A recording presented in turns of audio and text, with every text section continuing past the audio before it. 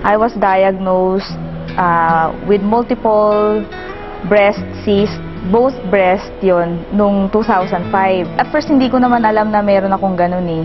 Meron akong bukol.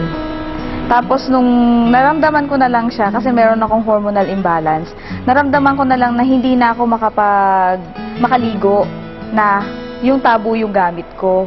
Hindi ko na siya mabuhat, nahihirapan na ako magsuklay. Tapos nung nagbaback pain na ako, meron na akong pain sa ganito, pero hindi ko pinapansin. Nung nakalipas na 1 buwan, hindi pa rin nawawala, nahihirapan na ako. Doon ako nagsabi doon sa mother ko kasi umiiyak na ako talaga sa pain. So nagpa-ultrasound ako. Na-find out doon sa first ultrasound ko na maliit lang yung bukol. Pero nagtataka yung mga doktor kung bakit daw nagpe-pain ako, ang liit-liit lang ng bukol.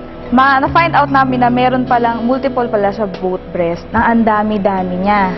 Tapos nakita ko na nagkapa ako, na talagang malaki na siya.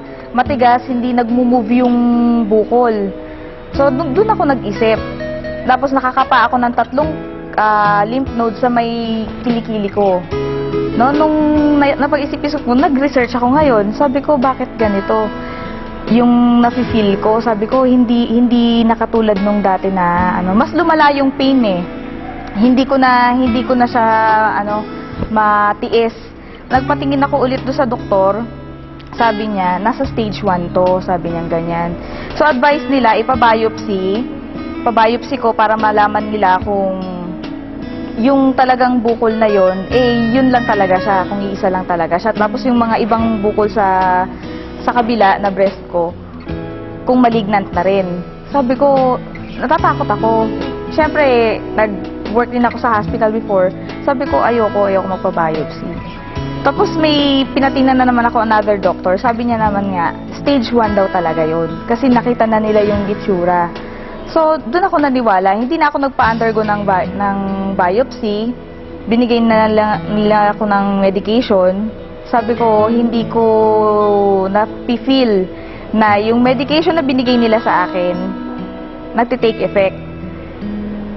Nagpunta ako sa herbalist, binigyan niya ako ng mga products ng herbal, tapos yung nag-undergo ko ng 1 year na puro vegetarian diet lang. So, binago ko yung lifestyle ko. Nakaigi naman yun sa akin, pero hindi pa rin lumiliit yung bukol.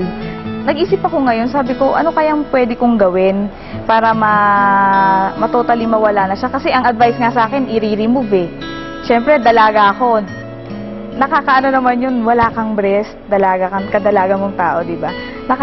Yun, frustrating sa nakaka-depress, nakaka-frustrate.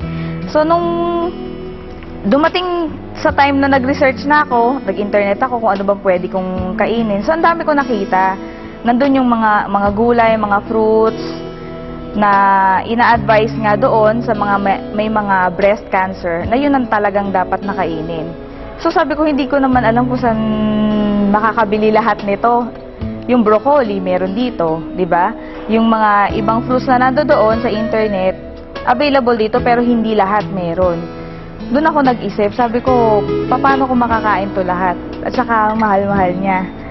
Until such time na dumating yung yung kapatid namin sa church na binibigay nga nila sa akin to, yung Alive. Ini-introduce nila sa akin yung Alive. Nung una, skeptic talaga ako. Tapos nung pinakita nila sa akin yung pinaka-literature, doon ako nagulat. Kasi lahat ng ni-research ko sa internet na dapat nakainin, nandoon lahat. Eksaktong-eksakto. Kaya sabi ko, wow, sabi kong ganyan, grabe naman to, sabi kong ganyan.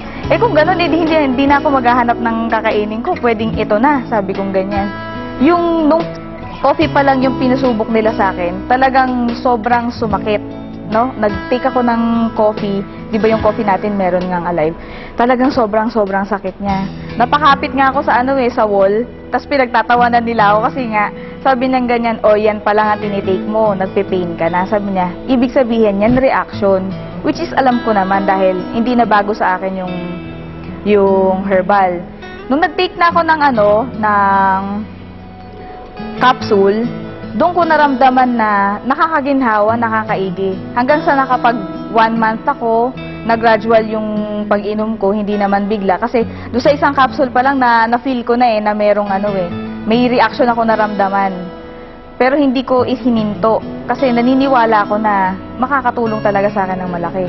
Hanggang sa nag-isang buwan, nagsabi ako doon sa mama ko, sabi ko, maganda ma, sabi kong ganyan kasi nalelesen yung pain, pati yung back pain ko sa likod, nawawala, sabi kong ganyan.